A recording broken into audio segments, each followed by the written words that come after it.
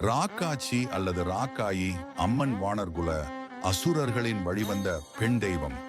வானாதி ராயர்கள் அழகர் கோவிலை தலைமையிடமாக கொண்டு மதுரையை ஆண்டபோது அழகர் மலையில் உள்ள தீர்த்தக்கரையில் ராக்காயி அம்மனுக்கு கோவிலை எழுப்பினர்.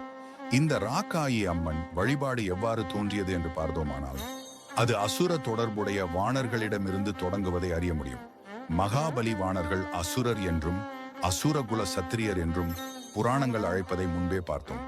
அத்தகைய அசுரர்களை ராட்சதர் என்றும் அழைப்பர், ஆண்களை ராட்சதர் என்றும் பெண்களை ராட்சசி என்றும் அழைப்பது மரபு. ராட்சசி என்ற வடமொழி சொல்லின் தமிழ் வடிவமே ராக்கசி ராட்சசி என்பதாகும். வானர் குல அசுர வழிவந்த பெண் தெய்வம் என்பதாலேயே ராட்சசி என்று அழைக்கப்பட்ட தெய்வம் இன்று ராக்காச்சி ராக்காயி என்றும் அழைக்கப்படுகிறாள். மதுரையில் ராக்காயி அம்மன் கோவிலையும் வழிபாட்டையும் வானாதிராயர்கள் கொண்டு வந்த செய்தி இதனை மேலும் நிரூபிக்கிறது. வானாதிராயர்கள் ஆண்ட அழகர் கோவிலில் தீர்த்தக்கரை எனும் பகுதியில் ராக்காயி அம்மனுக்கு கோவில் உண்டாக்கிய செய்தியை ஏற்கனவே பார்த்தோம். அது மட்டுமல்ல, வானாதிராயர் ஆண்ட சிவகங்கை, ராமநாதபுரம், மானாமதுரை போன்ற அனைத்து பகுதிகளிலும் ராக்காயி அம்மன் வழிபாடு உண்டு.